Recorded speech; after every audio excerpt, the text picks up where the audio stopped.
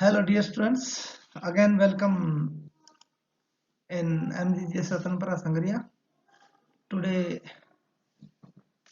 we learn class 10th subject science chapter 2nd मानव तंत्रिका तंत्र human nervous system. I am Devilal Vishnu, science teacher. तंत्रिका तंत्र मानव जो तंत्रिका तंत्र है वो शरीर में सोचने समझने किसी चीज को याद रखने के साथ साथ शरीर के विभिन्न अंगों के कार्य में आपस में सामंजस्य तथा संतुलन स्थापन करने का कार्य करता है। तंत्रिका तंत्र कहलाता है। तंत्रिका तंत्र संवेदी अंगों तंत्रिकाओं मस्तिष्क मेरुज्जु तंत्रिका कोशिकाओं का बना होता है। तंत्रिकीय नियंत्रण व समन्वय का कार्य मुख्यतः मस्तिष्क व मेरुज्जु के द्वारा किया जाता है और मस्तिष्क मेरुज्जु तथा सभी तंत्रिकाएं मिलकर तंत्रिका तंत्र का निर्माण करते हैं। तंत्रिका तंत्र के कार्य है। तंत्रिका तंत्र विभिन्न अंगों को भिन्न भिन्न क्रियाओं को संचालित और नियंत्रित करता है। यह समस्त मानसिक कार्यों का नियंत्रण करता है। यह जंतु के बाहरी वातावरण के अनुसार प्रतिक्रिया करने में मदद करता है। यह विभिन्न ग्रंथियों ऊतकों के प्रकारों में समन्वय बनाकर शरीर में आंतरिक पर्यावरण का नियमन करता है। तंत्रिका तंत्र 3 भागों में विभक्त है। मुख्य एक केंद्रीय तंत्रिका तंत्र जिसमें मेरुज्जु मस्तिष्क होते हैं। दूसरा पृथ्वी तंत्रिका तंत्र जिसमें कायिक और स्वायत्त तंत्रिका तंत्र है और ये स्वायत्त तंत्रिका तंत्र आगे पुनः अनुकंपी और परा अनुकंपी में। हालांकि हम ये मानते हैं कि ये जो पृथ्वी तंत्रिका तंत्र है उसी के अंदर ये अनुकंपी और परा अनुकंपी तंत्रिका तंत्र आता है, लेकिन क्योंकि कार्य के आधार पर हम इनको 3 भागों में विभाजित कर लेते हैं। तंत्रिका तंत्र का पहला जो भाग है प्रथम है पहला भाग मस्तिष्क है। मानव मस्तिष्क होता है लगभग 1400 ग्राम यानी 1.4 किलोग्राम का होता है और ये यूनिवर्स में सबसे जटिल कॉम्प्लेक्स स्ट्रक्चर है और ये संपूर्ण शरीर पर नियंत्रण करता है। मस्तिष्क तथा मेरुज्जु के चारों ओर आवरण पाता है जिसे मस्तिष्क आवरण या मस्तिष्क झिल्लियां कहते हैं, जो मस्तिष्क को बाहरी आघात से बचाती है, जिनको दृढ़ तानिका एक कठोर भाग होता है, जाल तानिका छोटे छोटे जाल और द्रव भरा होता है और मृदु तानिका जिसमें क्या है फ्लड भरा रहता है, द्रव भरा रहता है ताकि बाह्य चोट डायरेक्ट इस पर ना लगे। मस्तिष्क के भाग होते हैं अग्र मस्तिष्क, इसको सेरिब्रम या अग्र मस्तिष्क ये सबसे बड़ा भाग है और ये प्रमस्तिष्क थैलेमस और हाइपोथैलेमस मिलकर के बनता है और ये 80 से 85% भाग जो मस्तिष्क का है वो उसका निर्माण ये करता है और ये मस्तिष्क ज्ञान चेतना सोचने समझने के कार्य को संपादित करता है और एक लंबे विद्र द्वारा एक खांच के द्वारा ये दाएं और बाएं 2 गोलार्धों में बंटा रहता है। प्रत्येक गोलार्ध में यहाँ पर एक ग्रे मैटर भरा रहता है, द्रव भरा रहता है भूरे रंग का और इसका जो अंदर का भाग है वो अंत्यावस्था और बाहर का भाग है जो मध्यावस्था बीच वाला और बाहर वाला दूसरा द्रव होता है, जिसमें कई दूसरा द्रव होता है इसलिए कि वो तंत्रिकाओं के द्वारा बना होता है, जिसको अपने ये बीच वाला भाग मेडल ऑब्लिंगेटा भी कहलाता है।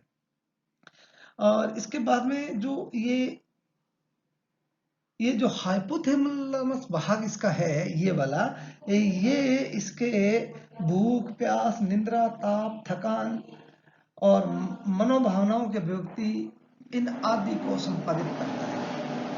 मध्य मस्तिष्क है ये 4 पिंडों में बंटा होता है, 2 हाइपोथैलेमस और 2 पश्च मस्तिष्क के भाग होते हैं और इसके जो ऊपरी 2 भाग है वो देखने के लिए दृष्टि के लिए और नीचे वाले 2 भाग है वो सुनने या सुनने की क्षमता के लिए काम आते हैं। उसके बाद में आता है पश्च मस्तिष्क जिसको अनुमस्तिष्क भी कहते हैं। ये पश्च मस्तिष्क है इसमें पोन्स और मेडुला ऑब्लिंगेटा 2 मिले होते हैं और ये ऐच्छिक जो क्रियाएं होती है उनको नियंत्रण करता है और ये इसका अंतिम भाग मेरुरज्जु से जुड़ा रहता है। उसके बाद दूसरा भाग है मेरुरज्जु या स्पाइनल कोड। ये मेडुला ऑब्लिंगेटा का जो पश्च भाग होता है वो मेरुरज्जु होता है, और मेरुरज्जु का अंतिम सिरा एक पतले सूत्र के रूप में होता है। मेरुरज्जु के चारों ओर ड्यूरोमीटर, ओक्नाइड और पाइनोमीटर का एक आवरण होता है। मेरुरज्जु, ये इसके आवरण के 3 भाग हैं। मेरुरज्जु बेलनाकार खोखली पृष्ठ और प्रतिपृष्ठ पर कुछ तल पर चपटी एक नलिका होती है। इसके दोनों स्तर पर एक एक खांच पाई जाती है, जिन्हें क्रमशः डोर्सल फीसर और वेंट्रल फीसर कहते हैं। मेरुरज्जु के मध्य एक संकरी नाल होती है, इसको केंद्रीय नाल कहते हैं। और केंद्रीय नाल में सेरिब्रोन स्पाइनल द्रव भरा रहता है। केंद्रीय नाल के चारों ओर मेरुरज्जु का मोटा भाग 2 भागों में व्यक्त होता है। भीतरी भाग में जो दूसरा या ग्रे मेटल होता है वो, और बाहरी भाग में श्वेत पदार्थ होता है। जो दूसर पदार्थ तंत्रिकाओं और उनके डेंड्रॉन्स और न्यूरोगेलिया प्रबोधकों का बना होता है, जबकि श्वेत पदार्थ वो मेडुलेटेड तंत्रिकाओं को न्यूरोगेलिया प्रबोधकों का बना होता है। मेरुरज्जु के 2 कार्य प्रमुख है। ये प्रतिवर्ती क्रियाओं को नियंत्रण और समन्वय करता है, और ये मस्तिष्क से आने वाले उद्दीपनों का संवहन करता है। उसके बाद में मस्तिष्क का तंत्रिका तंत्र का दूसरा भाग प्रीतिय तंत्रिका तंत्र। प्रीतिय तंत्रिका तंत्र है वो तंत्रिका तंत्र मस्तिष्क को मेरुरज्जु निकलने वाली जितनी तंत्रिकाएं होती है उनसे बना होता है, जिन्हें कपालीय तंत्रिकाएं, मेरुरज्जु तंत्रिकाएं कहते हैं। मनुष्य में 12 जोड़ी कपालीय तंत्रिकाएं और 31 जोड़ी मेरुरज्जु तंत्रिकाएं होती है। हालांकि परिधीय तंत्रिका तंत्र आगे कायिक और स्वायत्त में परिवर्तित हो जाता है। कायिक तंत्रिका वो होता है जो बाह्य उत्तेजनाओं पर प्रतिक्रिया कर देता है, और मांसपेशियों द्वारा उन उत्तेजनाओं के संबंध में कार्य को संपादित करवाता है।